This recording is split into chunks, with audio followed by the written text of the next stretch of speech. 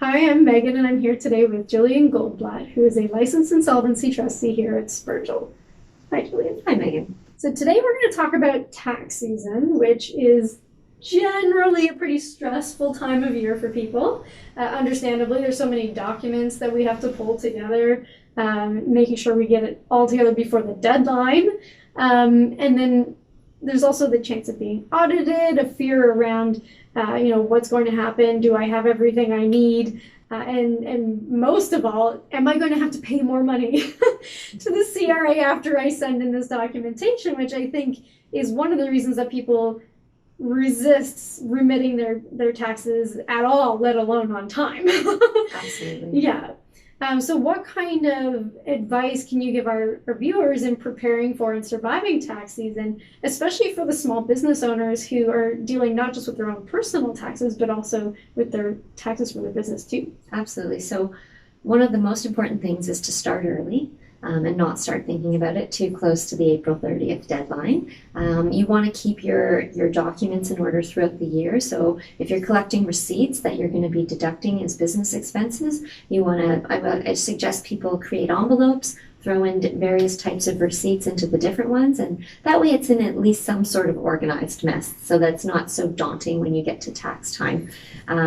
One of the other big components is bookkeeping for a business. And so if bookkeeping is not your strength and you're a small business owner, we highly recommend investing in a bookkeeper. It doesn't have to be very expensive. They often work by the hour, but it might save you both the time and the stress of trying to put together your financials while also trying to grow and run your business.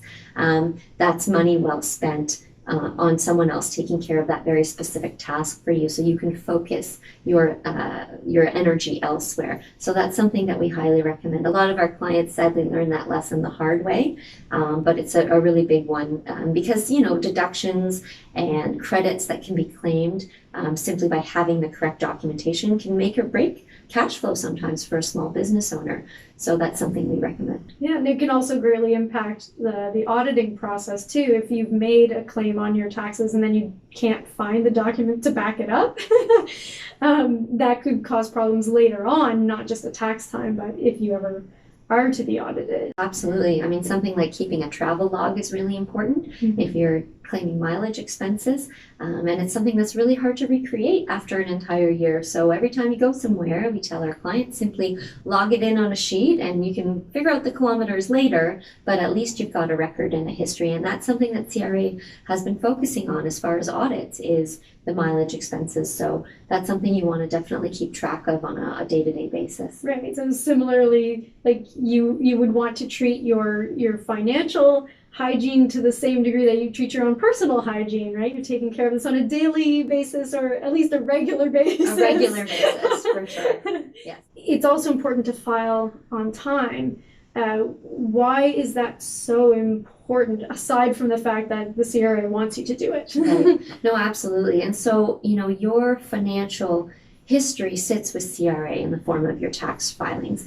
And if you are a consistently late filer, that's something that sits there, and eventually one day, if for whatever reason you need to negotiate with CRA based on some debt that you've accumulated, they will look back, especially for a corporation, and say, well, were you remitting on time when you could, or were you consistently late? And so when we go to make an arrangement with CRA on your behalf to maybe discharge some of your debts, if you were a fairly good corporate citizen for most of your corporation's life, and for whatever reason you ran into difficulties, the loss of a client or difficulty with a supplier, we can at least say to CRA, well, listen, you did your job when you could and you ran into issues, life happens, but can you take that into account, and to help get the company back on its feet, we need to discharge some of this debt, and then we can go back to being a good corporate citizen. So it really does make a difference in the long run.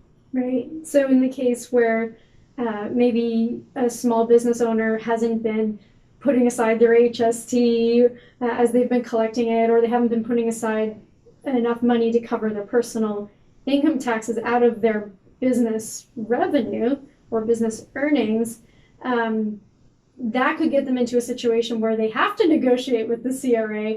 And because they've been filing on time, even if they don't owe anything, that can help them in those situations, because it'd be very tempting to kind of dip into the HST to pay the employees sometimes, Absolutely. right? And it's a struggle every business owner faces at some point or another. If you have cash flow issues, you have to decide how to keep the business alive. And CRA is one of the easier places to simply not pay and deal with it later, because you need your employees to keep the business running. You need your suppliers. So there's only so many pots you can dip into. And so it's just something to be aware of. As we've discussed in some of our previous talks, that CRA can really come back to haunt you, because the interest and the penalties that they can charge are astronomical, and they've got some pretty big superpowers to, if you're an employee, to start garnishing your pay, taking away some of your monthly paycheck, or other garnishments for small business owners. So you have to be careful that you're not letting that go too long.